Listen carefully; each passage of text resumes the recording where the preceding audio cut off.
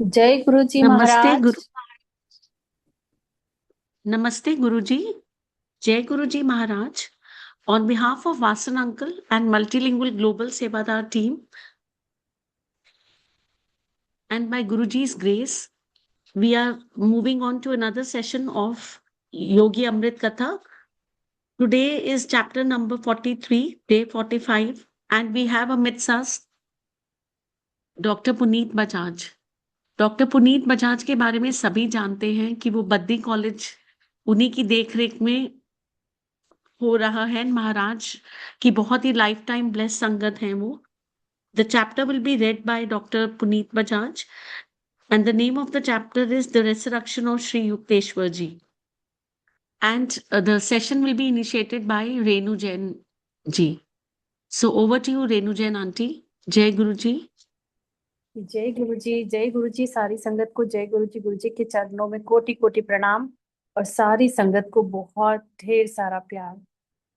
हम बहुत खुश नसीब हैं, हम जो कि हम आज फिर महाराज की उस्तत करने के लिए सब एकत्रित हुए हैं। महाराज ने बहुत सुंदर कहा है, ये बुक पढ़ने के लिए सबको बोला था कि बहुत प्यारी बुक है, इसमें बहुत सारे मैसेजेस हैं। तो आज हम 1936 के दशक की एक ऐसी दुनिया में उतरने वाले हैं जो रोजमर्रा की जिंदगी से बहुत परे है। एक योगी हमें उनकी आंखों से उनकी दुनिया दिखाते हैं और गुरु और शिष्य के एक ऐसे रिश्ते की गहराई को वो जो आज के युग में हम कल्पना भी नहीं कर सकते, ऐसी सच्चाई के बारे में बताते हैं।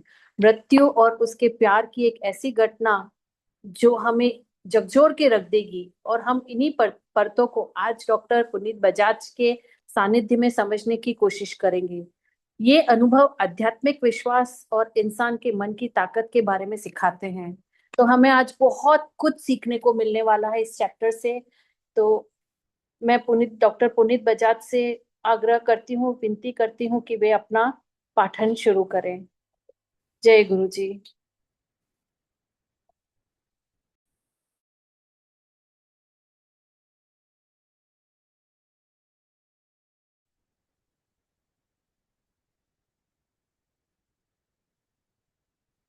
जय गुरु जी डॉक्टर बजाज।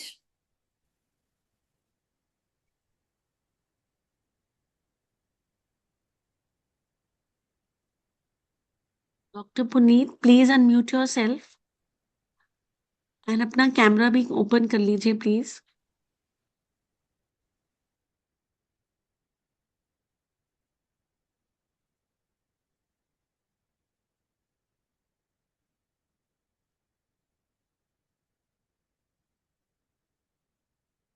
संकट जी प्लीज जुड़े रहिए। We are trying to get in touch with doctor Bajaj. जय गुरु जी।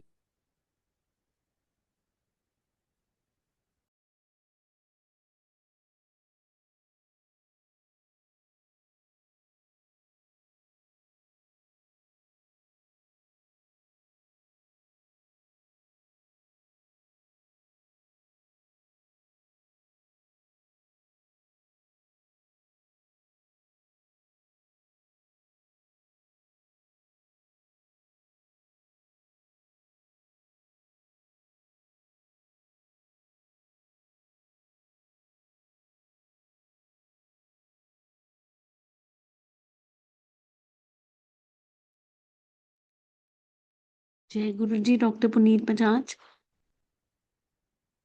Please unmute your self.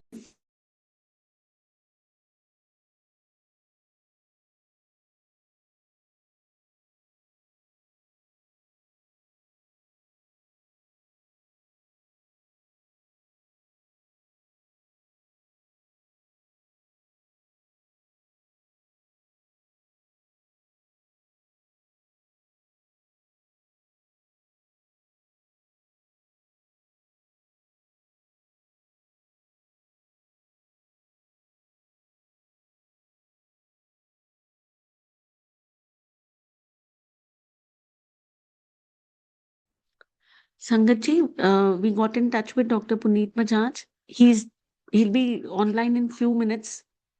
So just please stay connected. In the meanwhile, हम लोग एक एक शब्द चला रहे हैं। जय गुरु जी। Please stay connected.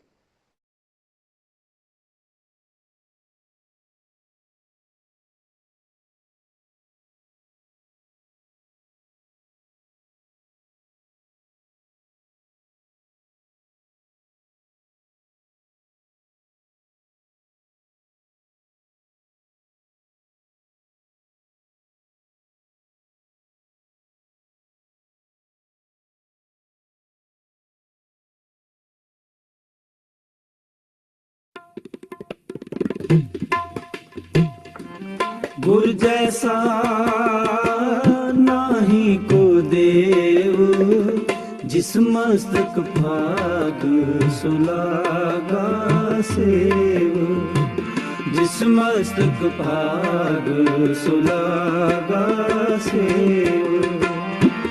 गुर जैसा नाही को देव, जिस मस्तक भाग सुलागा सेव, जिस मस्तक भाग सुलागा सेव। गुर जैसा नाही को देव, जिस मस्तक भाग सुलागा सेव, जिस मस्तक भाग सुलागा सेव।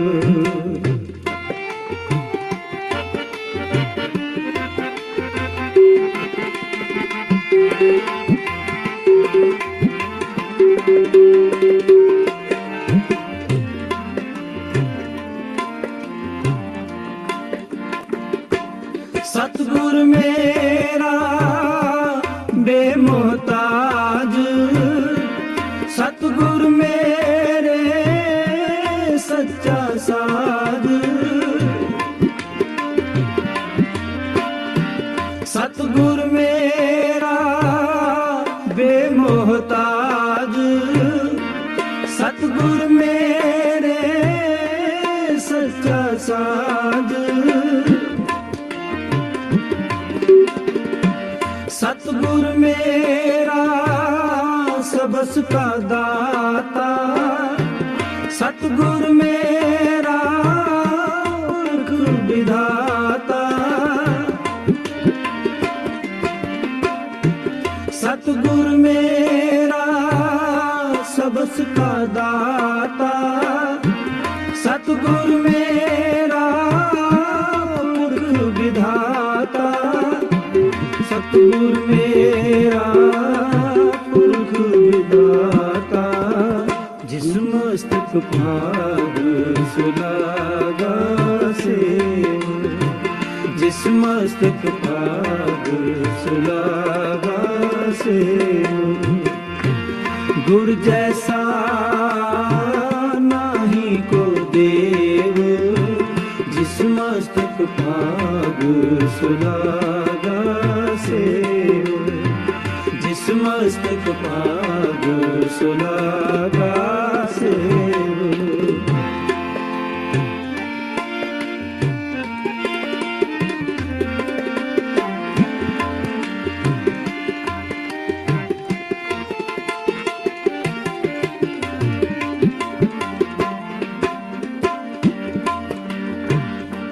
सतगुर मेरा सर्ब प्रतपाल, सतगुर मेरा मर जीवाल।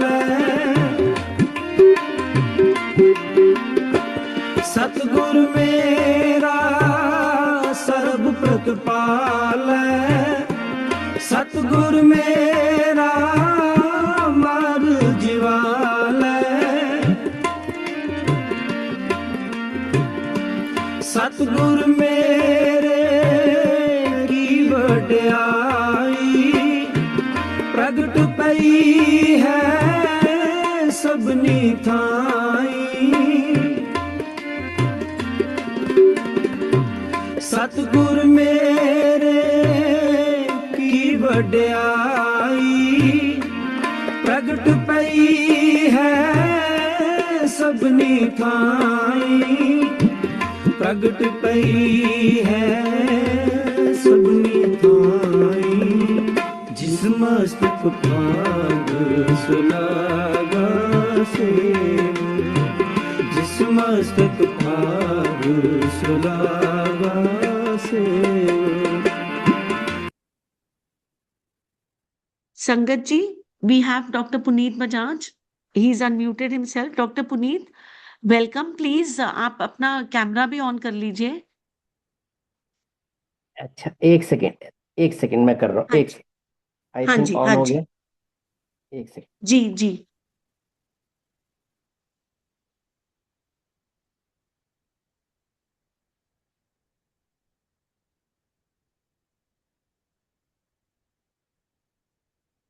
ऑन हो गया।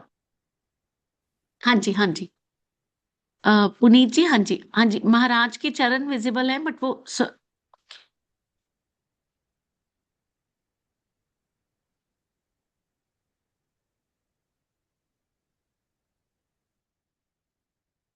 जय गुरु जी। जय गुरु जी, जय गुरु जी।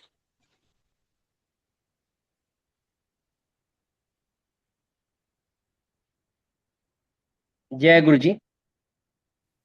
जय गुरु आई एम जी। Audible? I am audible? Yes, you are audible and visible, हाँ जी। जय गुरु जी संगत जी। आ, अध्याय 43, श्री युक्तेश्वर जी का पुनर्जन्म। भगवान कृष्ण। मुंबई के होटल रीजेंट में जब मैं अपने कमरे में बैठा था, तब मैंने सड़क के पार की ऊंची इमारत की छत पर चमचमाते दीप्तिमान प्रकाश में अवतार का दिव्य स्वरूप देखा। इतना अवर्णनीय दृश्य अचानक मेरी नजर के सामने प्रकट हुआ था जब मैंने अपने तीसरी मंजिल की लंबी बालकनी के बाहर देखा। उस दिव्य आकार ने मुझे मुस्कुरा कर देखा, फिर सिर और हाथ हिलाते हुए अभिवादन किया। जब मैंने उनके भगवान कृष्ण के संदेश को ठीक से नहीं समझा, तब वह उसी उसी आशीर्वाद देने की मुद्रा में अंतर्धान हो गए। मैं आनंद से भर उठा। मुझे आभास हुआ कि कोई आध्यात्मिक घटना घटने वाली है। मेरी पश्चिम की यात्रा कुछ समय के लिए रद्द हो गई थी। बंगाल वापस जाने से पहले मुझे मुंबई में कई व्याख्यान देने थे। भगवान कृष्ण के दृश्य को देखने के एक सप्ताह बाद मैं 19 जून 1936 को दोपहर ध्यान अवस्था में अपने मुंबई के होटल में बैठा हुआ था। अचानक एक दिव्य प्रकाश से मेरा ध्यान टूटा। मेरी खुली और आश्चर्यचकित आंखों के सामने पूरा कमरा एक अद्भुत विश्व में परिवर्तित हो गया। सूर्य का प्रकाश एक स्वर्गीय शोभा के साथ था। जब मैंने अपने सामने सशरीर श्री युक्तेश्वर जी को देखा, तो अति आनंद की तरंगों ने मुझे घेर लिया। मेरे पुत्र गुरुदेव ने अति स्नेह से कहा। उनके चेहरे पर देवताओं को भी मोहित करने वाली मुस्कान थी। अपने जीवन में पहली बार मैं उनके चरणों में नहीं झुका, बल्कि तुरंत उनको अपनी बाहों में भर लेने के लिए आगे बढ़ा। वह एक अद्भुत क्षण था। पिछले महीनों के मेरे सभी दुख और पीड़ा जिनसे मैं गुजरा था, वह सभी इस परम आनंद के आशीर्वाद वर्षा के समान पिघल रहे थे। मेरे प्रिय गुरुदेव, मेरे हृदय के प्यारे, आप मुझे छोड़कर क्यों चले गए? मेरी आवाज खुशी के मारे भरभराई हुई थी। आपने मुझे कुंभ मेले में जाने क्यों दिया? मैंने आपको छोड़कर जाने के लिए आप अपने को कितना कोसा है। तुम जिस खुशी के साथ उस स्थान पर जाने की कल्पना कर रहे थे जहां मैं बाबा जी से पहली बार मिला था, मैं उस खुशी के सामने बाधा नहीं डालना चाहता था। मैंने तुम्हें थोड़ी देर के लिए छोड़ा था। क्या मैं तुम्हारे साथ फिर से नहीं हूं? लेकिन क्या ये वास्तव में आप हैं, वही ईश्वर के शेर? क्या आपने उसी शरीर में जीवन धारण किया है जिसे मैंने पुरी की कठोर रेत में समाधिस्थ किया है? हाँ मेरे बच्चे, मैं वही हूं। ये मेरा रक्त हाड़ मांस का शरीर है, यद्यपि मैं इसे केवल आकाशीय तत्व इधर समझता हूं। ब्रह्मांड के अणुओं से मैंने एक बिल्कुल नया शरीर बनाया है, ठीक उसी तरह उस स्वप्न शरीर जैसा जिसे तुमने अपने स्वप्न सृष्टि के स्वप्न रेत में समाधि दी थी। मेरा पुनर्जीवन इस धरती पर नहीं, बल्कि सूक्ष्म लोक में हुआ है। इसमें रहने वाले इस धरती के मनुष्यों से कई अधिक अच्छे हैं। वे मेरे उच्च आदर्शों के अनुरूप हैं। वहां तुम और तुम्हारे उन्नत शिष्य एक दिन मेरे साथ रहने आएंगे। मैं इसकी थोड़ी व्याख्या करना चाहूंगा। जैसे उन्होंने कहा, जो पहले था वो स्वप्न था, और अब मेरा जो सूक्ष्म शरीर है, एक दिन तुम भी मेरे साथ रहने आओगे। ये इसके मैं थोड़ा सा, जैसे इस चीज से पढ़ के एक हमें बहुत ज्यादा विश्वास उत्पन्न होता है कि जब हमारे गुरुजी ने भी चोला त्यागा था तो मेरे को तो जीने की इच्छा ही नहीं रह गई थी। मैं तो चाहता था अब जीने का कोई मतलब ही नहीं। जब गुरुजी नहीं तो हम तो संसार में और है ही क्या। लेकिन गुरुजी ने कुछ दिन के बाद ही ऐसी चीजें करी जिससे ये आभास हो गया वो कहीं गए नहीं है। गुरुजी कहते थे मेरे शरीर से प्यार मत करो, मुझसे प्यार करो। तो इस चीज से ये ढांढस है कि वो कहीं गए नहीं है। अमृत तो प्राप्त गुरुदेव, मुझे और ज्यादा बताइए।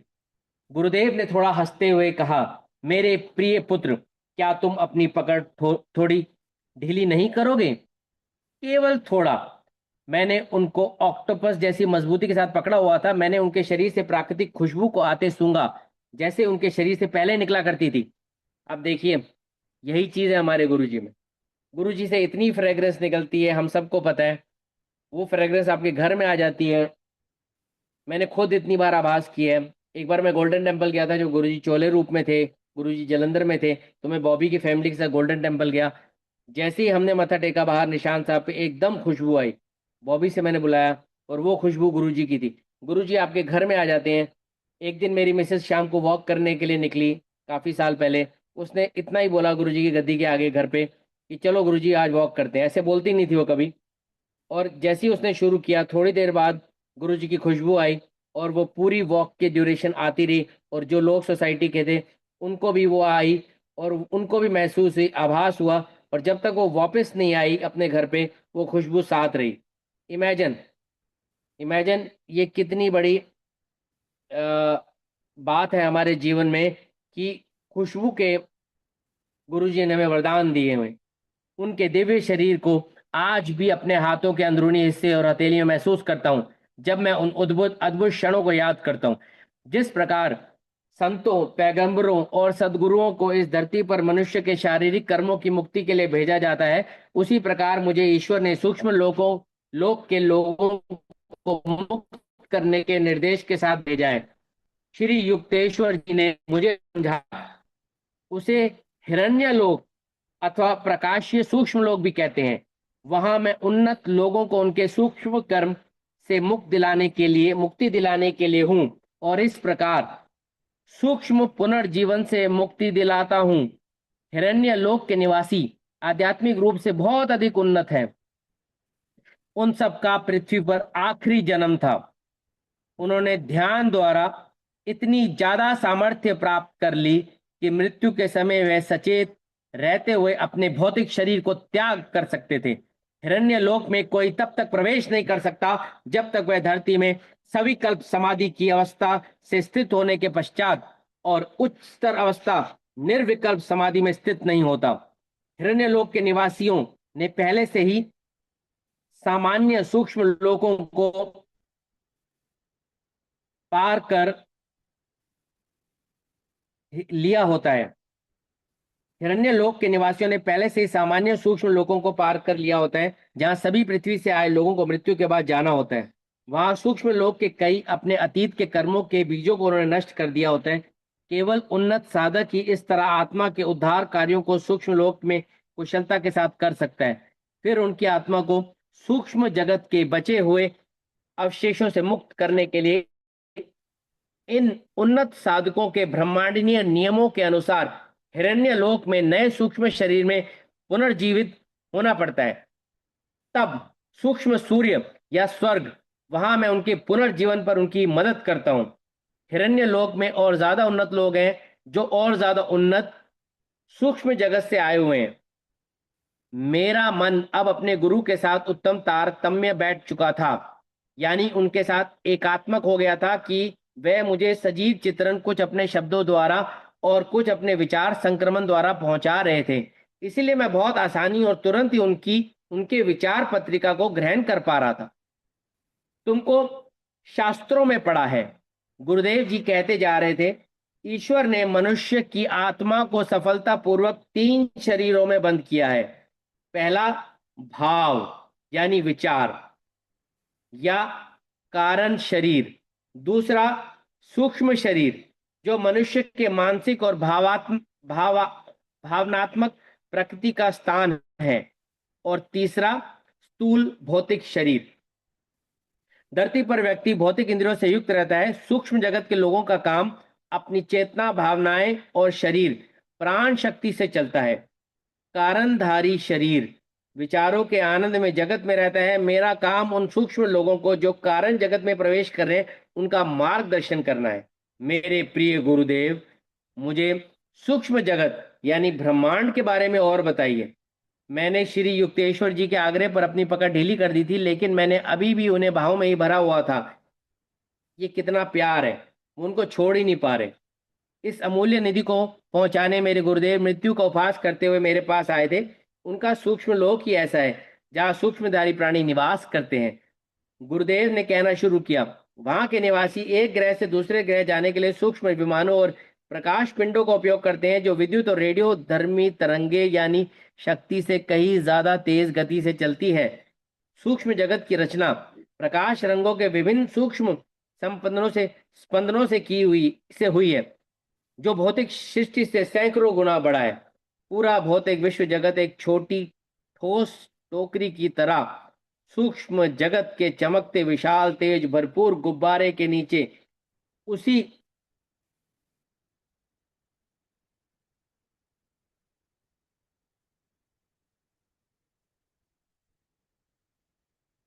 प्रकार लटकी हुई है। जिस तरह कई भौतिक सूर्य और तारे अंतरिक्ष में भ्रमण कर रहे हैं। इनके अलावा असंख्य सूक्ष्म सूर्य और तारों की प्रणालियां हैं जो वहां सूक्ष्म जगत में भ्रमण कर रहे हैं। उनके अपने सूक्ष्म सूर्य और चांद हैं जो भौतिक जगत से कई अधिक सुंदर हैं। सूक्ष्म जगत के ये सूर्य और चंद्र ऑरोरा बोरोलिस की तरह ध्रुवीय प्रकाश के समान दिखते हैं। चमकते हुए सूर्य के समान सूक्ष्म ऑरोरा बहुत तेज प्रकाश वाला होता है और चंद्रमा का हल्का प्रकाश कम तेज वाला होता है। पृथ्वी के दिन रात से कहीं ज्यादा लंबे होते हैं। ये चीजें हमें ज्ञान दे रहे हैं गुरुदेव जी, और ये भी हमें महसूस करा रहे हैं कि सूक्ष्म जगत और भौतिक जगत में क्या फर्क है। सूक्ष्म जगत असीम सुंदर, साफ, शुद्ध और सुव्यवस्थित है। वहां कोई मृत ग्रह अथवा बंजर भूमि नहीं है। पृथ्वी के दोष जैसे खरपतवार यानी वीड्स, बैक्टीरिया, कीड़े मकोड़े वह नहीं है। पृथ्वी की विभिन्न परिवर्तनशील और अनिश्चित जलवायु और ऋतुएं नहीं है। सूक्ष्म ग्रहों में समान तापमान की अविरल और अनंत धारा बहती है। कभी वहां चमकते हुए सफेद बर्फ और रंग बिरंगे रंगों के प्रकाश की बारिश होती है। सूक्ष्म जगत में स्फटिक की झीलें और उज्ज्वल समुद्र और बहुत सी इंद्रधनुषी नदियां हैं। हिरण्य लोक के सूक्ष्मता स्वर्ग के विपरीत साधारण सूक्ष्म सृष्टि में लाखों की संख्या में सूक्ष्म जीव हैं, जिनमें से कई हाल ही में धरती से आए हैं। वे असंख्य परियां, मत्स्य कन्याएं, मछलियां, पशु, बौने, भूत, प्रेत और छोटे छोटे देवता और आत्माएं अपने अपने धार्मिक गुणों के अनुसार विभिन्न सूक्ष्म ग्रह में रहते हैं।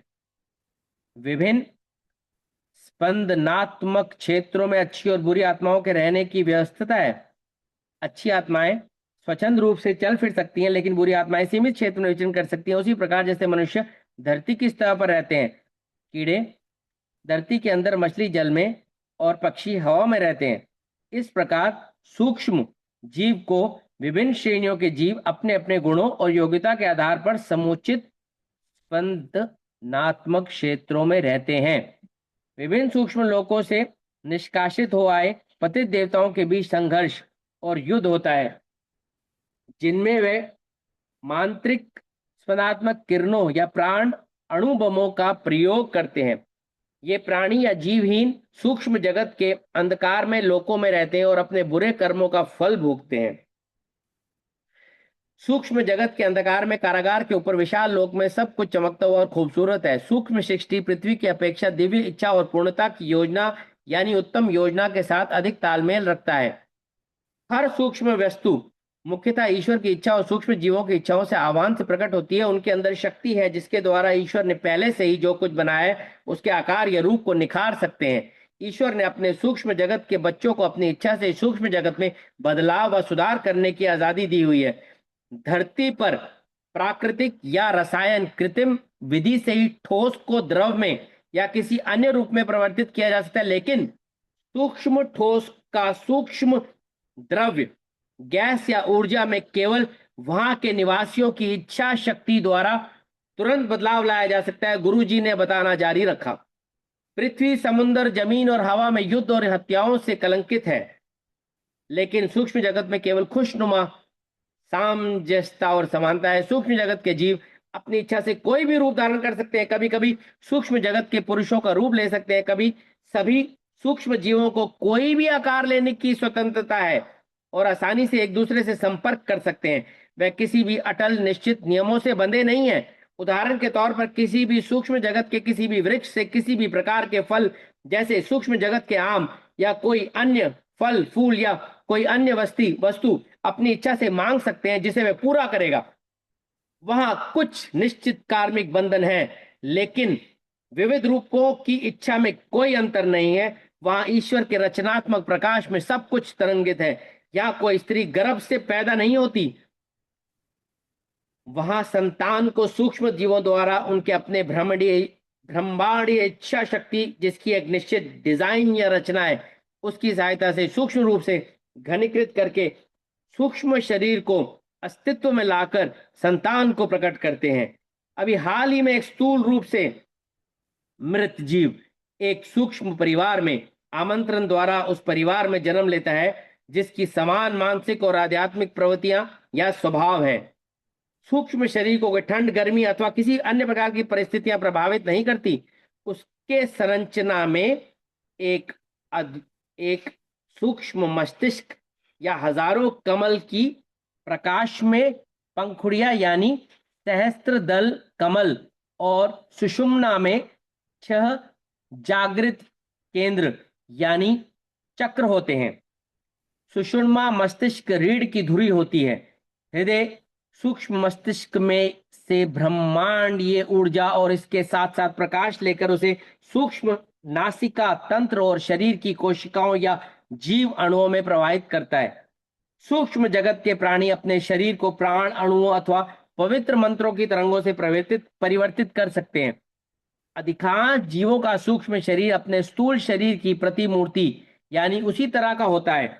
सूक्ष्म जीव का चेहरा और शरीर पृथ्वी पर उसकी युवा अवस्था में वह जैसा था वैसा ही दिखता है। कभी कभी सूक्ष्म जीव, जैसा कि मैंने किया, अपने वृद्ध स्वरूप को ही बनाए रखना पसंद रखता है। गुरुदेव, जिसमें युवा अवस्था पूरी तरह से प्रकट हो रही है, वह मुस्कुराएं और खुशी के साथ हंसने लगे। भौतिक जगत, इसका मतलब है सूक्ष्म अवस्था में यूजुअली जो अपनी शरीर होता है वो उसकी युवा अवस्था जैसे ही होता है यूजुअली। बट गुरुदेव ने भौतिक जगत के 3 आयामों को केवल उनकी 5 इंद्रियों द्वारा ही समझा जा सकता है। इसके विपरीत सूक्ष्म क्षेत्र का ज्ञान 6ठी अतीन्द्रिय, जिसमें सभी इंद्रियां समाहित या समावेशित होती हैं, अर्थात अंतर्ज्ञान से होता है। श्री युक्तेश्वर जी ने कहना जारी रखा, केवल अंतर्ज्ञान के अनुभव से सूक्ष्म जीव देख, सुन, गंध, स्वाद और स्पर्श को देख और महसूस कर सकते हैं। उनके 3 नेत्र, जिसमें 2 आंखें बंद रहती हैं, आधी बंद रहती हैं, तीसरी और मुख्य सूक्ष्म नेत्र लंबाई से मस्तक पर स्थित होता है, वह खुला रहता है। सूक्ष्म जीवों में सभी ब्राह्म इंद्रियां जैसे कान, आंख, नाक, जीभ और त्वचा होती है, लेकिन वह शरीर के किसी भी भाग से स्पंदन को प्राप्त करने के लिए अंतर्ज्ञान का उपयोग करते हैं।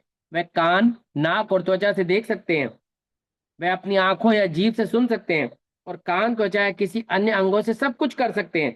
मनुष्य का स्थूल या भौतिक शरीर असंख्य खतरों से घिरा रहता है और उसे आसानी से घायल या पंगु किया जा सकता है। वहीं सूक्ष्म शरीर को कभी कभी चोट या खरोच लग सकती है, जिसे वह अपनी इच्छा शक्ति से ठीक भी कर सकता है।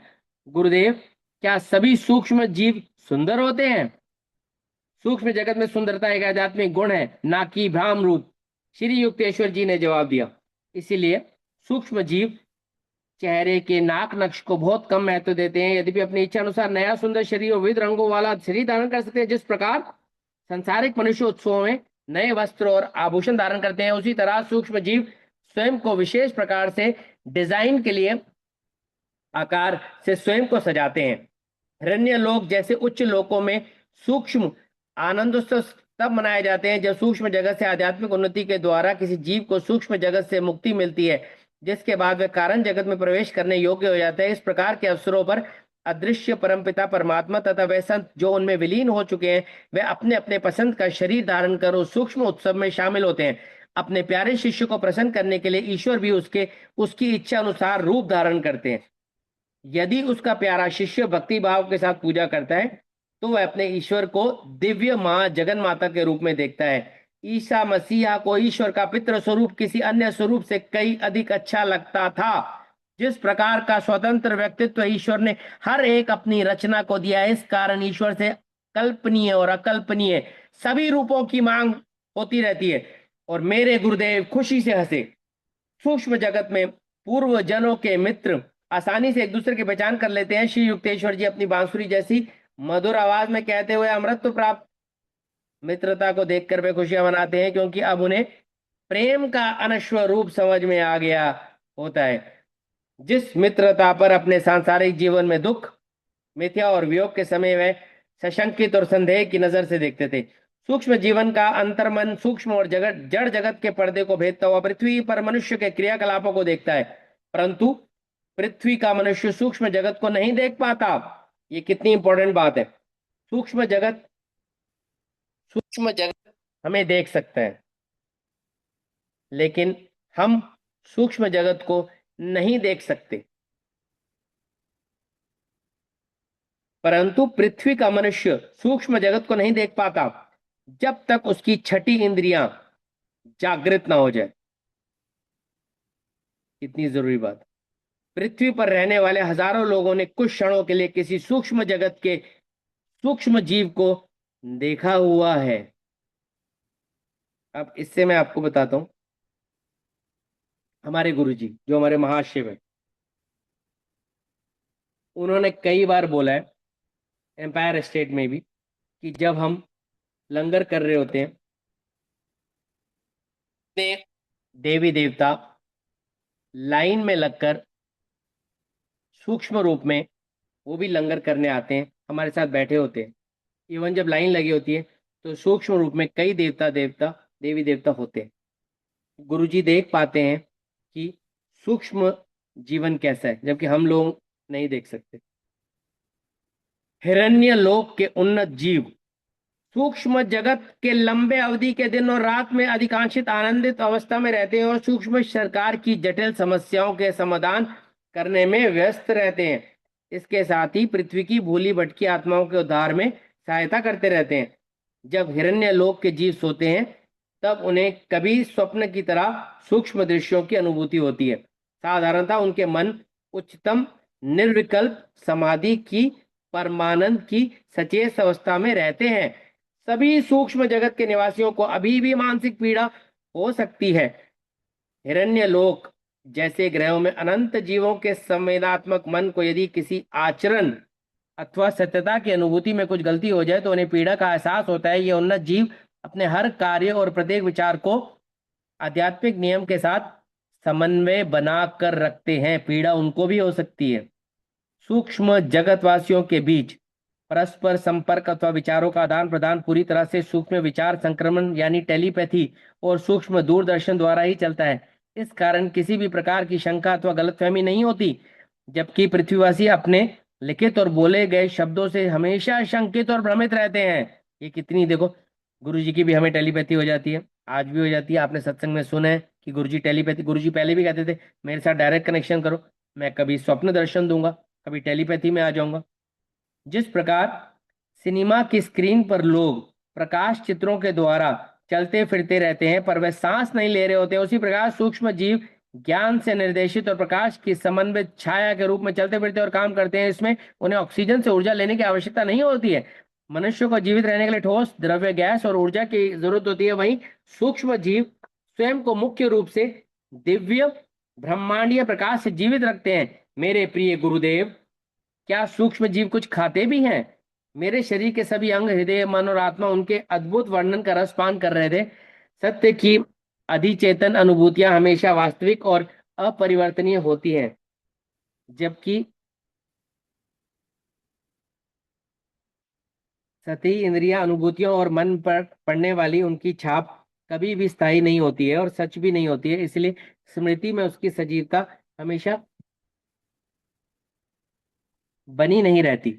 मेरे गुरु के शब्दों की छाप मेरे पूरे अस्तित्व पर इतनी गहराई तक पड़ी है कि मैं कभी भी अपने मन को अति उच्च अवस्था में ले जाकर अपनी सभी दिव्य घटनाओं को फिर से पूर्ण रूप से अनुभव कर सकता हूँ। सूक्ष्म जगत में तेजस्वी किरणों वाली सब्जियां बहुतायत में होती हैं। उन्होंने जवाब दिया, सूक्ष्म जीव सब्जियां खाते हैं और प्रकाश और सूक्ष्म नाले और नदियों में बहने वाली तेजस्वी झरनों से एक प्रकार का अमृत पीते हैं। जिस प्रकार व्यक्ति के अदृश्य चित्रों को टेलीविजन उपकरण से वातावरण से निकाल कर दिखाया जा सकता है और फिर हवा में वापस भेज दिया जाता है, इसी प्रकार ईश्वर निर्मित हवा में तैरती सब्जियों और पेड़ों के सूक्ष्म चित्र सूक्ष्म जगत वासियों की इच्छा मात्र से ही प्रकट हो भूमि पर उतर आते हैं।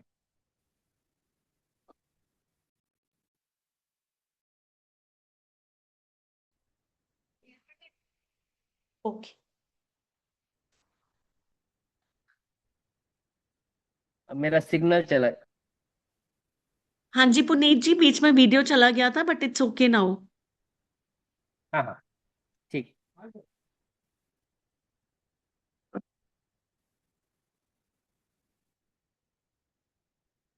जिस प्रकार व्यक्ति के अदृश्य चित्रों को टेलीविजन उपकरण से वातावरण से निकाल कर दिखाया जा सकता है और फिर हवा में भेज दिया जाता है, उसी प्रकार ईश्वर निर्मित हवा में तैरती सब्जियां और पेड़ों के सूक्ष्म चित्र सूक्ष्म जगत निवासियों की इच्छा मात्र से ही प्रकट हो भूमि पर उतर आते हैं।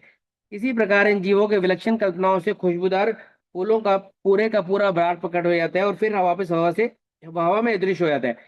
यद्यपि हिरण्य लोक में रहने वाले जीव इस तरह के जरूरी खाने से मुक्त हैं, इससे भी उन्नत स्थिति में स्वर्ग लोक के वासी तो खाने पीने की किसी आवश्यकता से पूर्ण रूप से मुक्त रहते हैं, परंतु कारण जगत के वासी तो हर तरह के बंधन से पूर्ण रूप से मुक्त है। उनकी पूर्णता मुक्त आत्माएं दिव्य परमानंद के अलावा किसी चीज का सेवन नहीं करती। पृथ्वी जगत में सूक्ष्म लोक से आए सूक्ष्म जीव अपने ढेरों रिश्तेदारों, पिताओं, माताओं, पतियों, दोस्तों, जिन्हें वे पृथ्वी में विभिन्न पूर्व जन्मों से मिले थे, उनके साथ इनकी विभिन्न जगहों पर भेंट होती रहती है। इसीलिए वह यह समझने में असमर्थ होता है कि किसको वह विशेष रूप से प्यार करे। इस प्रकार वह सबको अपने समान भाव से ईश्वर की संतान समझते हुए और ईश्वर की व्यक्तिगत अभिव्यक्ति समझते हुए उनके साथ दिव्य प्रेम करने लगता है। यद्यपि सूक्ष्म लोक में आने से पहले पृथ्वी लोक में बिताए गए जन्म में विकसित नए गुणों के कारण किसी आत्मा के भाम रूप में परिवर्तन आने पर भी सूक्ष्म रूप अपनी अंतर्दृष्टि से उन सभी को पहचान सकता है जो उसके विभिन्न पूर्व जन्मों में प्रियजन थे और उनका हर सूक्ष्म घर में स्वागत करता है। इसकी वजह है कि सृष्टि का हर अणु का अपना स्वतंत्र व्यक्तित्व है। एक सूक्ष्म मित्र को वह पहचान लेगा चाहे उसने कोई भी रूप धारण क्यों न किया हो। जैसे पृथ्वी के कलाकार को ध्यान से देखने पर पहचाना जा सकता है, चाहे वह किसी भी रूप में ना हो में हो। सूक्ष्म जगत में जीवन अवधि धरती के मुकाबले कई ज्यादा है। एक साधारण रूप से उन्नत सूक्ष्म जीव का औसत जीवन 500 वर्ष से 1000 वर्ष का होता है। इसका आकलन पृथ्वी की काल गणना के आधार पर किया गया है। जिस प्रकार कुछ रेडवुड वृक्ष अन्य वृक्षों से सहस्त्रों वर्ष अधिक जीते हैं या कुछ योगी कई सौ वर्ष जीते हैं, यदि अधिकतर मनुष्य 60 वर्ष की उम्र से पहले ही मर जाते हैं। इसी तरह कुछ सूक्ष्म जीव आम सूक्ष्म जगत में आने वाले जीव अपने भौतिक कर्मों के अनुसार काम सूक्ष्म जीव की अपेक्षा वहां कम या अधिक समय तक रहते हैं और वे कुछ अवधि के अंदर वापस धरती पर चले जाते हैं। सूक्ष्म जीव जब अपने प्रकाश में शरीर का त्याग करते हैं तब उन्हें मृत्यु के साथ कड़े संघर्ष नहीं करने पड़ते जैसे हमें करने पड़ते हैं। इनमें से कईयों को फिर भी थोड़ा यह सोचकर घबराहट महसूस होती है कि वह अपने सूक्ष्म आकार को छोड़कर उससे भी सूक्ष्म कारण में जा रहे हैं। सूक्ष्म जगत किसी भी अनिच्छा वाली मृत्यु, बीमारी और बुढ़ापे से मुक्त है। यही तीन दुख पृथ्वी लोक के लिए अभिशाप है, जहाँ मनुष्य ने अपनी चेतना को दुर्बल भौतिक शरीर के साथ इतनी पूर्णता के साथ एक रूप होने की अनुमति दे दी है कि जीवित रहने के लिए उसे हवा, पानी और निद्रा की नियमित आवश्यकता होती है। भौतिक शरीर की मृत्यु में सांस रुक जाती है और मांसल कोशिकाएं टूटने लगती हैं। सूक्ष्म शरीर की मृत्यु में प्राण अणु बिखर जाते हैं जिनकी ऊर्जा से सूक्ष्म जीव का निर्माण हुआ था। भौतिक शरीर की मृत्यु में मनुष्य अपनी हाड़ मांस की चेतना को खो देता है और सूक्ष्म जगत में अपने सूक्ष्म शरीर का अनुभव होता है। इस प्रकार समय आने पर सूक्ष्म मृत्यु में जीव सूक्ष्म जन्म का अनुभव कर फिर अपने भौतिक जन्म और मृत्यु का अनुभव करता है। बार बार सूक्ष्म और भौतिक जन्म और मृत्यु के चक्रों का अनुभव करना जागृत यानी सांसारिक माया मोह में बंधे जीवों की नियति बन जाती है। शास्त्रों की स्वर्ग और नरक की परिभाषा कभी कभी मनुष्य के अंतर्मन की गहराइयों में दबी स्मृतियां उसे सूक्ष्म जगत के सुख और पार्थिव जगत के दुखों का अनुभव कराती है। मैंने पूछा, पूजनीय गुरुदेव, क्या आप मुझे और अधिक विस्तार से पृथ्वी में पुनर्जन्म और सूक्ष्म जगत और कारण जगत के पुनर्जन्म में क्या अंतर है बताएंगे? मनुष्य एक व्यक्तिगत और अलग आत्मा के रूप में मूलतः एक कारण शरीरधारी आत्मा है। मेरे गुरु ने स्पष्ट किया, कारण शरीर 35 भावों का गर्भ स्थान है जिनकी आवश्यकता ईश्वर के एक मूल भाव शक्ति या कारक विचार शक्ति की तरह होती है, जिनसे वह बाद में 19 तत्वों वाले सूक्ष्म शरीर और 16 तत्वों वाले भौतिक शरीर की संरचना करता है। सूक्ष्म शरीर के 19 तत्व मानसिक, भावात्मक और प्राणात्मक है। ये 19 घटक हैं: बुद्धि, अहंकार, एहसास यानी चित्त, मन यानी इंद्रिय चेतनता, ज्ञान की 5 इंद्रियां जो इंद्रियों के सूक्ष्म रूप हैं, शब्द, स्पर्श, रस, गंध, रूप, कर्म की 5 इंद्रियां जो इन कौशलों को करने के लिए मानसिक संदेशों के आदान प्रदान का कार्य करती है, प्रजनन, मल विसर्जन यानी मल त्याग, वाणी, चलना फिरना और शारीरिक कौशल प्रदर्शन, प्राण शक्ति, 5 उपकरण जो शरीर के विभिन्न कार्यों को करते हैं, जैसे रवा बनाना, एकत्रण, विसर्जन, चयापचय और संचरण। शरीर का चयापचय यानी रस प्रक्रिया या रसायन उत्पादन, अन्न के विघटित तत्वों को शरीर में लेना, रसों को शरीर में एकत्र करना, मल त्याग यानी बेकार पदार्थों को शरीर से निकालना, रक्त संचरण का कार्य करना। 16 रासायनिक तत्वों में धातु और अधातु से शरीर बना है जो नश्वर है। 19 तत्वों से बना सूक्ष्म शरीर मृत्यु के बाद भी जीवित रहता है। ईश्वर ने अपने मन में विभिन्न विचारों के बारे में सोचा और उन्हें स्वप्नों की तरह दिखाया। इस प्रकार स्त्री स्वरूप ब्रह्मांडीय स्वप्न यानी माया सापेक्षा के अपने विशाल अनंत आभूषणों से सच कर प्रकट हुई। कारण शरीर की 35 भाव श्रेणियों में ईश्वर ने मनुष्य के 19 सूक्ष्म और 16 भौतिक शरीरों से संबंधित जटिल पहलुओं को विस्तृत किया। स्पंदन शक्तियों को घनीभूति कारण के द्वारा पहले सूक्ष्म फिर स्थूल रूप दिया। फिर उसने मनुष्य का सूक्ष्म शरीर बनाया और अंत में भौतिक स्थूल शरीर बनाया। सापेक्षता का नियम, जिसकी वजह से परम शुद्धता यानी ईश्वर ने अनेक विस्मयकारी रूप धारण कर लिए। इसी प्रकार से कारण जगत और कारण शरीर सूक्ष्म जगत और सूक्ष्म शरीर से भिन्न है। इसी प्रकार स्थूल जगत और स्थूल शरीर भी सृष्टि के अन्य रूपों से अलग है। हाड़ मास का शरीर सृष्टि के एक निश्चित मूर्त स्वप्नों से बना हुआ है। पृथ्वी पर द्वैतवाद हमेशा से उपस्थित रहा, जैसे स्वास्थ्य, रोग, सुख, दुख, हानि, लाभ। मनुष्य को 3 आयामी स्थूल जगत में सीमा, बंधन और विरोध मिलता है। जब मनुष्य की और जीवित रहने की इच्छा को रोग या किसी अन्य कारण से धक्का लगता है तब मृत्यु आती है। हाड़ मास यानी स्थूल का शरीर, भारी चोला, कुछ समय के लिए उतर जाता है। यद्यपि आत्मा सूक्ष्म शरीर और कारण शरीर में बंद रहती है। उनको जोड़ने वाली शक्ति जिससे ये तीनों शरीर जुड़े रहते हैं वह इच्छा है। मनुष्य की दासत्व का मूल कारण उसकी अतिरिक्त इच्छाएं हैं। भौतिक इच्छाएं यानी वासनाएं, अहंकार और इंद्रिय सुख में गहरी जमी हुई है। इंद्रिय सुखों के अनुभव की लालसा अथवा बाध्यता सूक्ष्म जगत अथवा कारण जगत के साथ जुड़ने की इच्छा शक्ति से कहीं ज्यादा है। सूक्ष्म इच्छा केंद्र स्पंदनों के आनंद में होता है। सूक्ष्म जीव आकाशीय संगीत का आनंद लेते हैं और उस समस्त सृष्टि को परिवर्तनशील प्रकाश के अनंत और अधिक अथक अभिव्यक्तियों की तरह देखते हैं। सूक्ष्म जीव भी प्रकाश की गंध, स्वाद और स्पर्श का अनुभव करते हैं। इस प्रकार सूक्ष्म इच्छाओं का संबंध सूक्ष्म जीवों के सभी वस्तुओं और अनुभवों को अपनी शक्ति द्वारा प्रकाश के विभिन्न रूपों या घनीभूत विचारों या स्वप्नों में प्रकट करने की क्षमता है। कारण इच्छाओं की पूर्ति अनुभूतियों से हो जाती है। काफी कुछ मुक्ति प्राप्त जीव केवल इस वजह से शरीर में रहते हैं जिससे पूरी सृष्टि को सृष्टि के स्वप्न, इच्छाओं या कल्पनाओं को मूर्त रूप में लेते देख सकें। वे केवल विचार मात्र से सब कुछ प्रकट कर सकते हैं। इसलिए कारण जीव भौतिक इंद्रियों के आनंद अथवा सूक्ष्म आनंद को हीन और आत्मा के की शुद्ध अनुभूतियों के लिए दम घोटू मानते हैं। कारण जीव अपनी इच्छाओं को तुरंत प्रकट करके पूरा करते हैं। वह जो स्वयं को केवल कारण शरीर के कोमल परत से ढका पाते हैं वह सृष्टा की तरह ब्रह्मांडों को उत्पत्ति कर सकते हैं, क्योंकि सभी सृष्टि ब्रह्मांडीय स्वप्न से बनी हुई है। कारण शरीर के पतले आवरण से ढकी आत्मा के पास भी प्रकट करने की विशाल शक्ति। एक आत्मा जो स्वभाव से दृश्य है, उस अस्तित्व का पता केवल उसके शरीर अथवा शरीर से चल सकता है। किसी भी शरीर के उपस्थित रहने का अर्थ है उसमें अभी भी अतिरिक्त इच्छाएं हैं। जब तक मनुष्य की आत्मा एक, दो या अनेक शरीर रूप में डिब्बे में अज्ञानता और वासनाओं की इच्छा रूपी ढक्कन से बंधे तब तक आत्माओं के सागर परम तत्व के साथ नहीं मिल सकता। जब मृत्यु का तोड़ा उसके हीन भौतिक शरीर को तोड़ देता है, तब भी सूक्ष्म आत्मा और कारण और वह सर्वव्यापी जीवन सागर परम तत्व में विलीन नहीं हो सकती। जब ज्ञान द्वारा उत्पन्न उसकी शक्ति दोनों बचे हुए शरीर रूपी बर्तन को तोड़ देती है, तब आखिर में मैं आजाद हुई छोटी सी मनुष्य आत्मा निकलती है। यही वह अनंत आयाम के साथ एक हो जाती है। मैंने अपने गुरु से उच्च और रहस्यमय गूढ़ कारण जगत पर और प्रकाश डालने का अनुरोध किया। मुझे 2 मिनट का पॉज चाहिए।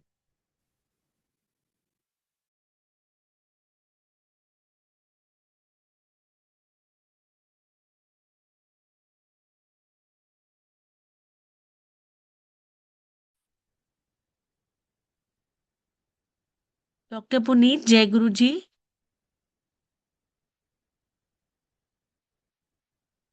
संगत जी प्लीज जुड़े रहिए। I think there is some problem with this connection. Please जुड़े रहिए। जय गुरु जी।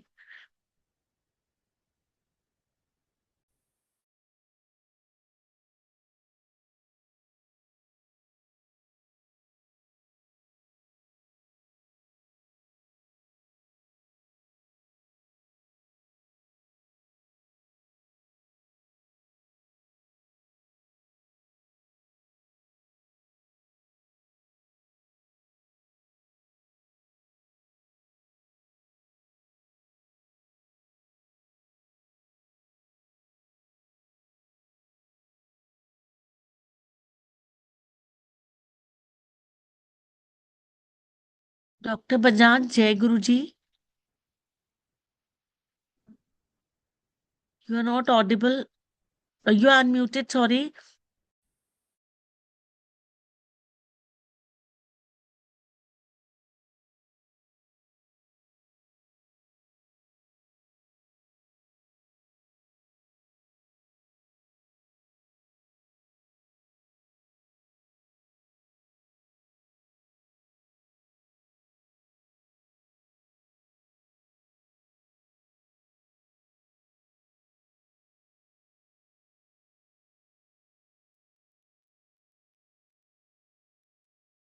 कारण जगत अकल्पनीय रूप से सूक्ष्म है।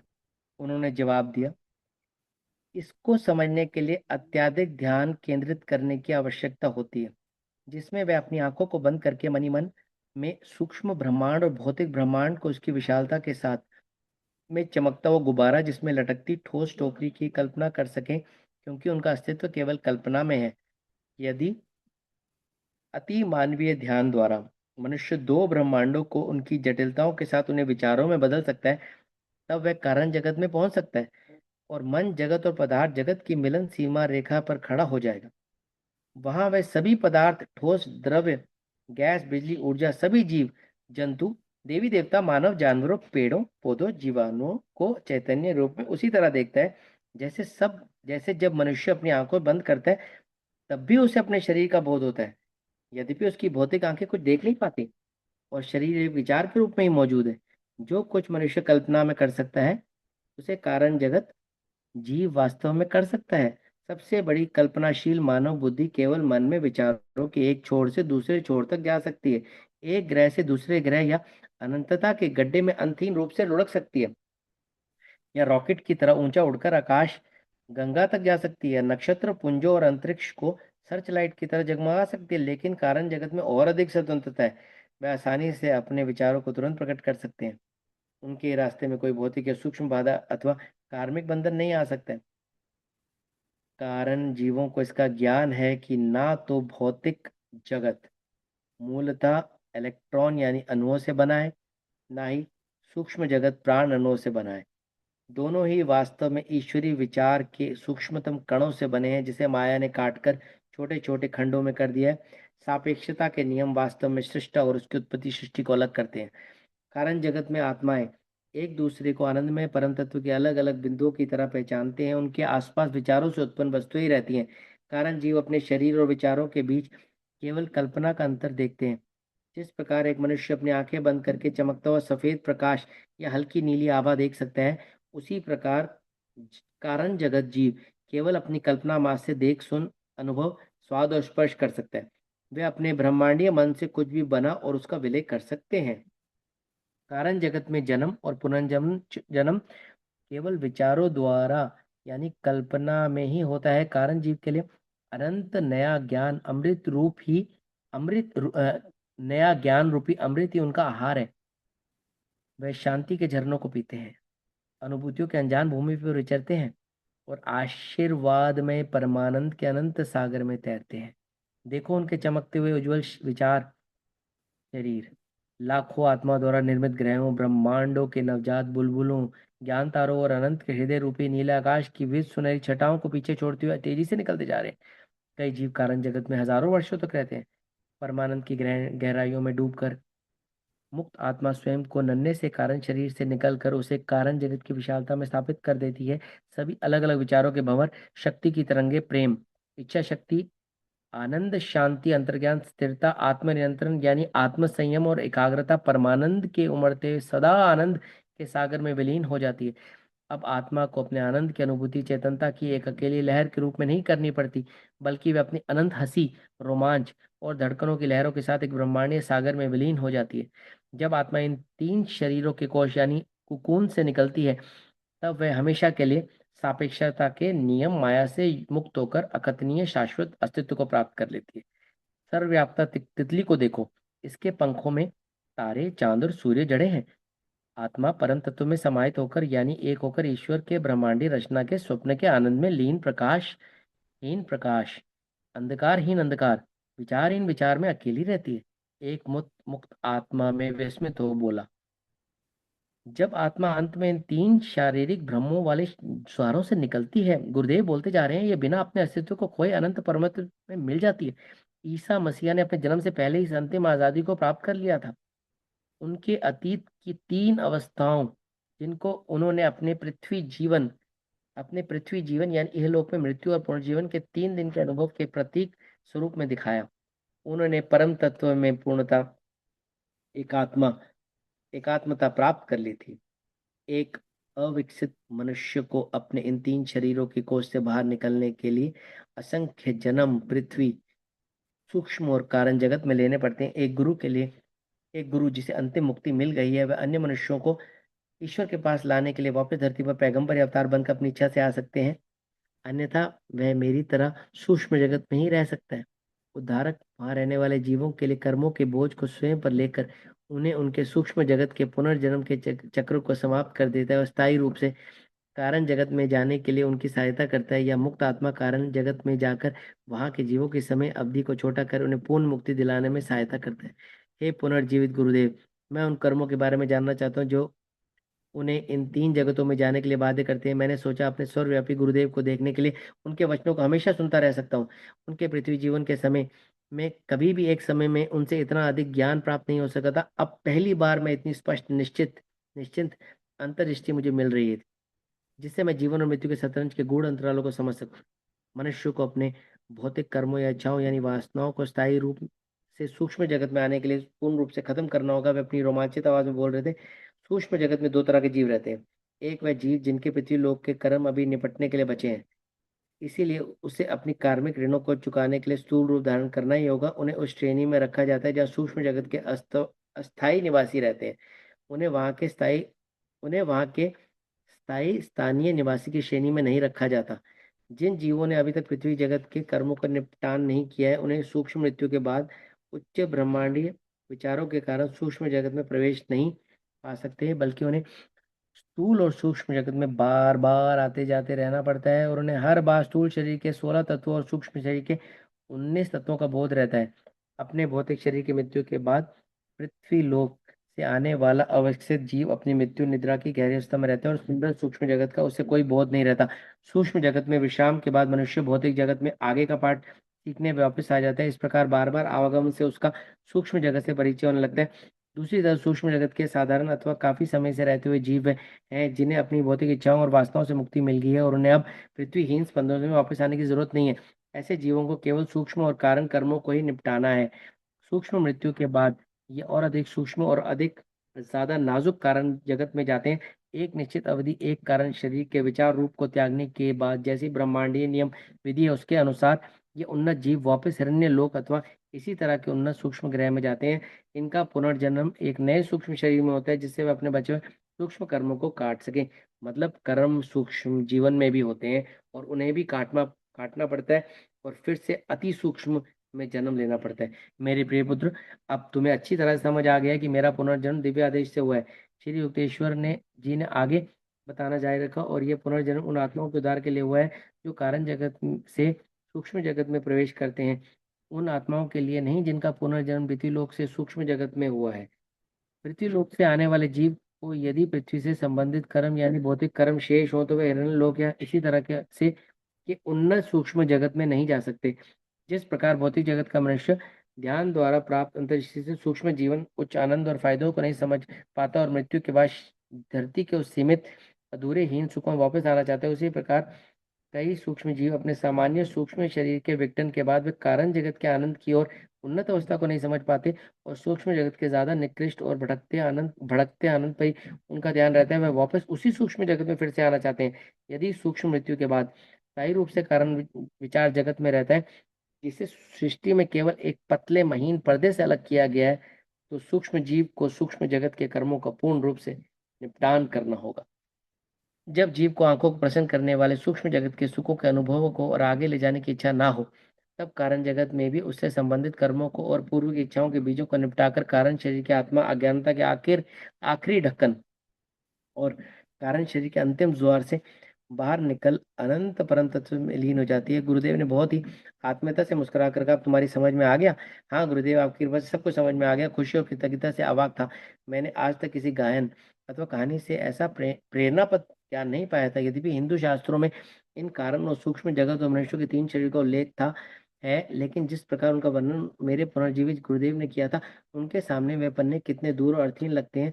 उनके लिए कोई ऐसा क्षेत्र नहीं बचा था जहाँ जाकर कोई लौट ना सके। मनुष्य की प्रकृतियां उसके तीन स्तरीय शरीरों की अंतर्व्याप्ति से अव्यक्तित होती है। मेरे महान गुरुजी ने कहा, पृथ्वी में अपनी जागृत अवस्था में मनुष्य को अपने तीन माध्यमों का ज्ञान रहता है।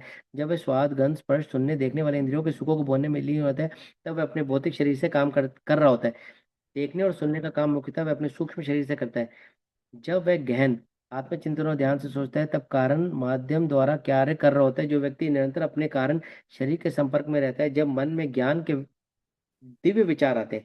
इस प्रकार मनुष्य को तीन वर्गों में विभाजित किया जा सकता है: भौतिकवादी मनुष्य, ज्ञानी अथवा मनुष्य। एक मनुष्य प्रतिदिन लगभग अपने भौतिक शरीर में 16 घंटे जड़ माध्यम से जुड़ा रहता है, फिर वह सोता है यानी स्वप्न देखता है।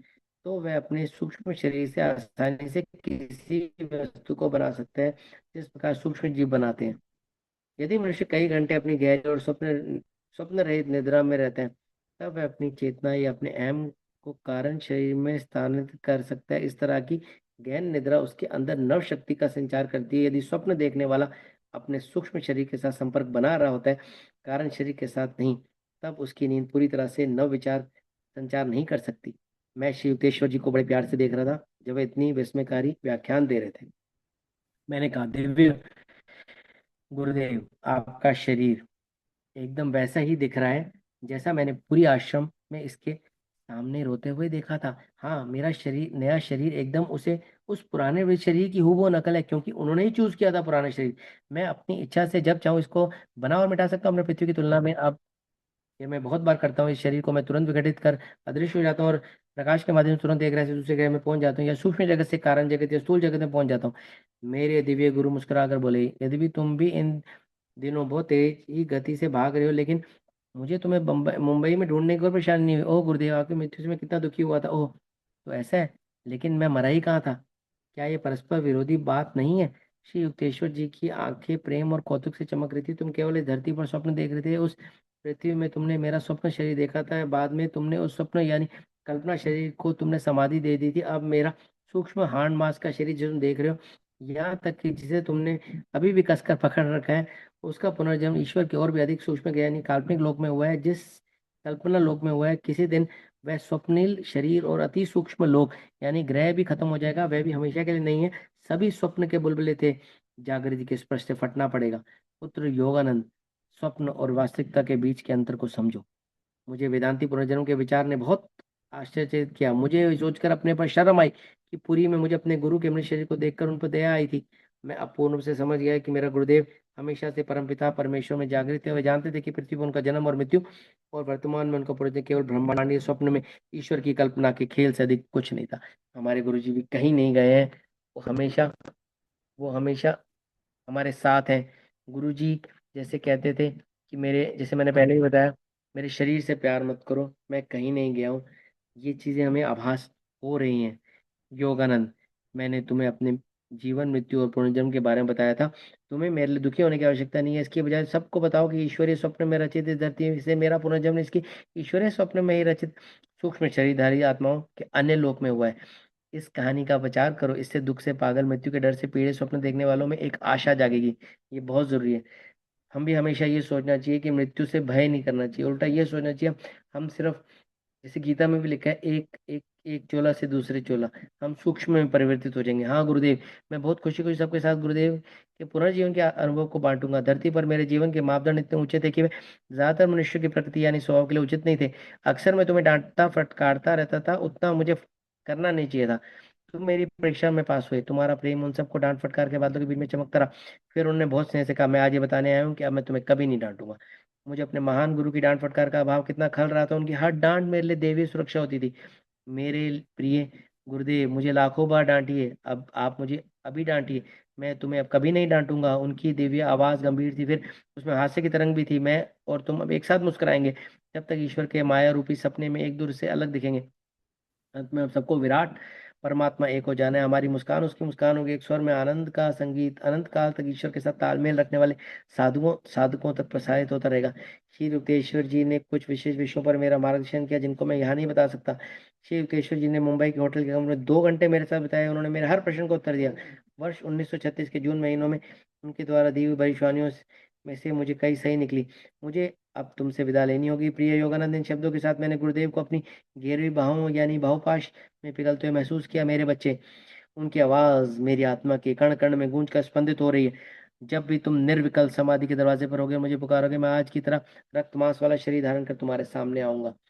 इस आकाशीय वचन के साथ श्री युक्तेश्वर जी मेरी नजरों से ओझल हो गए।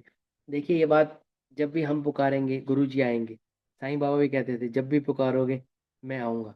बादलों जैसी ध्वनि एक संगीत में गर्जन के साथ बार बार सुनाई दे रही थी। सबको बताओ, जो कोई भी व्यक्ति निर्विकल्प समाधि में ये जान लेगा कि तुम्हारी धरती ईश्वर का सपना है और वह ईश्वर द्वारा निर्मित और उन्नत स्वप्न से निर्मित हरेन लोक में आ सकता है और मुझे वहां धरती की तरह वाले शरीर में पुनर्जीवित देख सकता है। योगानंद, सभी को ये बताओ, मेरा अपने गुरु से विछोह का दुख समाप्त हो गया था। उनकी मृत्यु पर दया और दुख और जिसे शोक ने मेरी शांति छीन ली थी, अब वह शर्म के मारे भाग गई थी।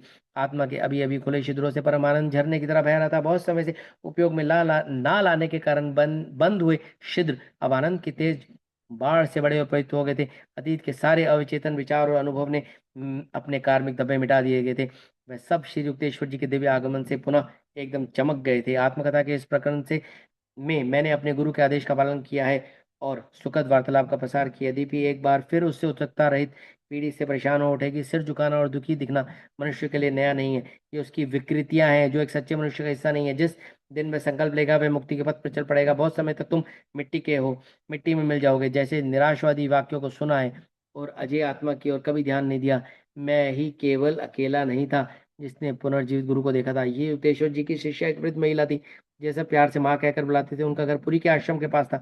गुरुदेव अक्सर सुबह टहलते हुए रुककर उनसे बातें करते थे। 16 मार्च 1937 की शाम माँ आश्रम में आई और अपने गुरु से मिलने के लिए कहा। कई बार हमारे गुरु जी भी आ जाते हैं सूक्ष्म शरीर और प्रत्यक्ष दर्शन देते हैं। क्यों? गुरुदेव की मृत्यु तो एक हफ्ते पहले हो गई थी। स्वामी सेवानंद जो अब पुरी के आश्रम के प्रभारी थे, उन्होंने उसकी तरफ दुखी भाव से देखते हुए कहा, यह असंभव है। मैं थोड़ा मुस्कुराई। आप मुझे मिलने, शायद आप मुझे उनसे मिलने नहीं देने के लिए कह रहे हैं। नहीं, सेवानंद ने उनके दाह संस्कार के बारे में विस्तार से बताया। उन्होंने कहा, आइए मैं आपको सामने के बाग में उनकी समाधि तक ले जाता हूँ। माँ ने इनकार करते हुए सिर हिलाया। उनकी कोई समाधि नहीं है। आज सुबह वह रोज की तरह 10 बजे मेरे घर के दरवाजे से निकले। मैंने उनके साथ बातचीत भी की है। आप इस शाम आश्रम में आइएगा। सेवानंद ने कहा, मैं यही हूँ। मेरे बूढ़े सर को आशीर्वाद प्राप्त हो रहे, अमृत तो प्राप्त। गुरु मुझे बताना चाहते हैं कि दिव्य शरीर में उन्होंने आज मुझे दर्शन दिया था। आश्चर्यचकित होकर सेवानंद उनके आगे घुटनों के बल झुके। माँ, उन्होंने कहा, आपने मेरे दिल से उनके दुख का भार हल्का कर दिया। उनका पुनर्जन्म हो गया है।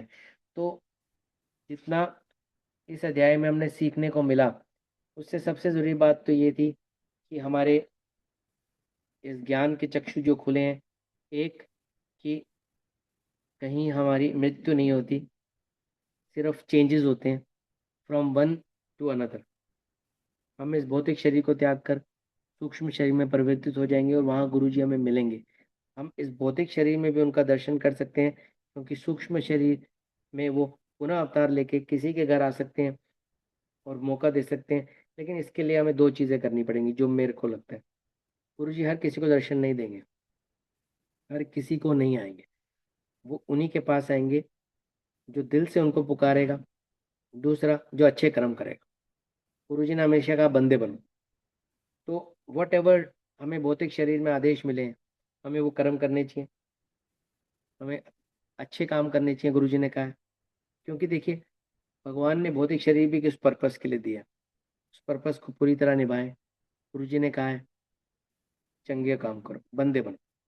इसी तरह इसी के साथ में अपने हाथ जोड़कर सबको अपनी वाणी को विश्राम देते हुए, जय गुरु जी, जय श्री।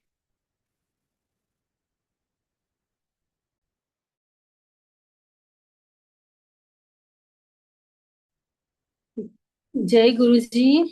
बहुत बहुत शुक्राना डॉक्टर पुनीत बजाज, आपने बहुत अच्छा पाठन किया है और हमें बहुत क्लैरिटी मिली है इस पाठन में कि हमें किस तरह अपने कर्म अच्छे करने चाहिए, जैसे कि हम अब परमात्मा से मिल सकें, परमात्मा को प्यार, जो परमात्मा का प्यार है उसको पा सकें।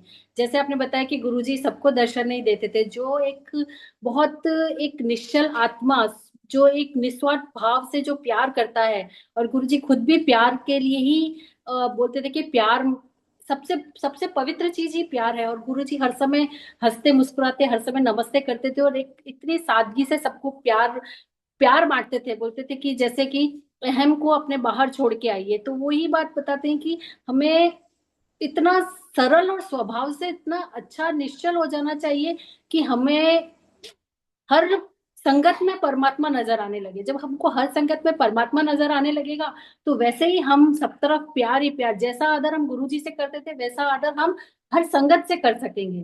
तो वैसे, और जब ये आप पाठन कर रहे थे तो ऐसे लग रहा था कि हम स्वर्ग की कल्पना में बैठे हैं।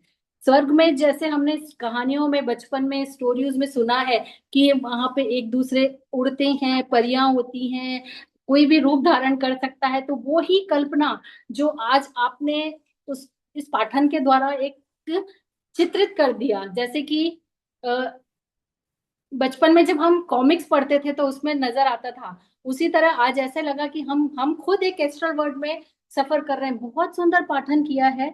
और ये इस चैप्टर में हमें यह भी मिला, पता चला कि विश्वास की उस दुनिया की पुष्टि होती है हमें, जहां मृत्यु अंत नहीं है बल्कि एक दरवाजा है जिसे पार किया जा सकता है और उसमें से वापस भी आया जा सकता है।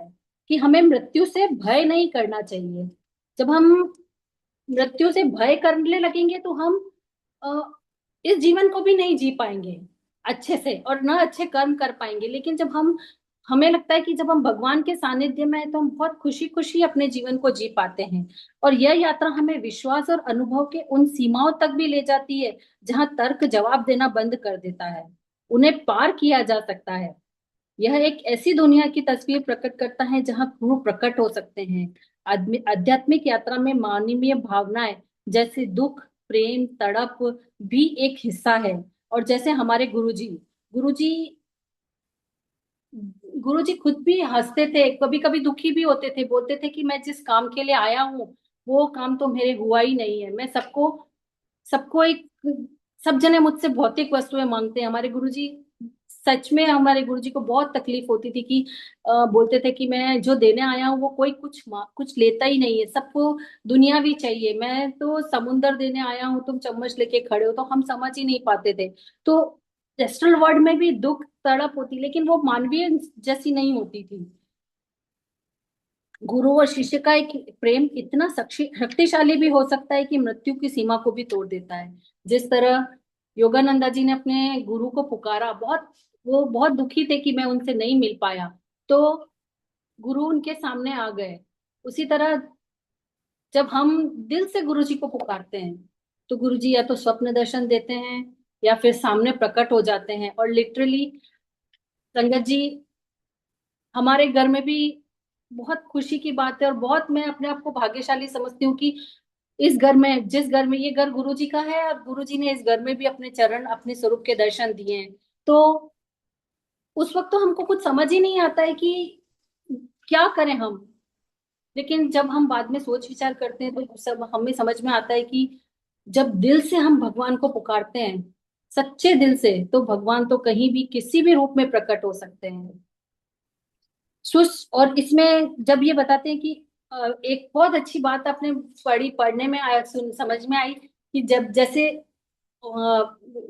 योगानंदा जी के जब गुरु ने उनको दर्शन दिए तो उन्होंने इतना कस के उनको पकड़ लिया कि जैसे एक छोटा बच्चा अगर बहुत टाइम बाद अपनी माँ से मिलता है तो कैसे वो उसको छोड़ता ही नहीं कि वो मुझसे छूट के चली जाएगी। तो वो एक बिछोह का डर जो होता है माँ से, उसी तरह योगानंदा जी भी अपने गुरु को छोड़ना ही नहीं चाह रहे थे। जब गुरु जी ने बोला कि मुझे छोड़ो, मेरे को बहुत कस के पकड़ा है, मेरे को थोड़ा ढीला करो, अपनी पकड़ को ढीला करो, तो बहुत सुंदर एक एक चित्रित हो जाता है मन में कि एक चित्र अंकित हो जाता है जैसे कि कितना प्यार, वो कितना तड़प रहे थे अपने गुरु के लिए। और इस पाठन से हमें ये भी समझने को मिला है कि सूक्ष्म लोक में भी कर्मों के नियम से बंधा होता है, सूक्ष्म लोक भी कर्मों के नियम से बंधा होता है। वहां अच्छी आत्माएं ही नहीं बल्कि वे आत्माएं भी होती हैं जो अपने बुरे कर्मों के साथ वहां पहुंचती है। तो वे अपनी नेगेटिव प्रवृत्तियों को अपने साथ तो ले जाती है, परंतु यह भी एक पड़ाव है, मंजिल नहीं है। उसके बाद भी एक और सूक्ष्म लोक आता है। जैसे आत्मा के 3 शरीर होते हैं, स्थूल शरीर, फिजिकल बॉडी, और है जो रासायनिक तत्वों से बना है, जिसमें 5 इंद्रियों को हम जिसे हम महसूस करते हैं। और दूसरा है सूक्ष्म शरीर। सूक्ष्म शरीर में हम लाइफ स्ट्रॉम्स है, जैसे जीवन के कणों से बना है। लाइफ स्ट्रॉम्स जो ये कण, ऊर्जा के कण, इंटेलिजेंट पार्टिकल्स हैं जो जीवन को संभव बनाते हैं। और ड्रीम में भी हम इसी का अनुभव करते हैं। जब हम सपना देखते हैं तो कई बार ऐसा लगता है कि हम उड़ रहे हैं, हम इस दुनिया में नहीं है, दूसरी दुनिया में पहुंच गए। तो कहीं ना कहीं हम भी उस एस्ट्रल वर्ल्ड का हिस्सा बन जाते हैं। और तीसरा जो है कॉस्टल बॉडी, कौशल कारण शरीर, ये सबसे सूक्ष्म है और उसमें हम विचारों और मूलाधाराओं से बना है यह सब। और ये 35 विचारों से बना है जो बाकी 2 शरीरों को का ब्लूप्रिंट है। मीन्स सूक्ष्म शरीर और स्थूल शरीर का। तो ये सब चीजें हमें, अगर हमें कोई समझाता तो ऐसे समझ में नहीं आती, लेकिन इस बुक के माध्यम से हमें इतना इजीली समझ में आया कि हम जान सकते। और ऐसी एस्ट्रल वर्ल्ड और आगे भी सूक्ष्म दुनिया है जिसमें हमें जाना है और वहां पे भी अंत नहीं है। अगर हमें हमें आगे पार करनी है अपनी जर्नी इस दुनिया से, तो हमें बहुत बहुत नीवे होके चलना पड़ेगा। जैसे गुरुजी बोलते थे कि बंदा बनो। जब युक्तेश्वर जी जब युक्तेश्वर जी जाने लगते हैं तो वे योगानंदा को बोलते हैं कि तुम निर्विकता समाधि की गहरी अवस्था में मुझे पुकारोगे तो मैं आ जाऊंगा। उसी जैसे गुरुजी हम पुकारते थे और गुरुजी आ जाते थे।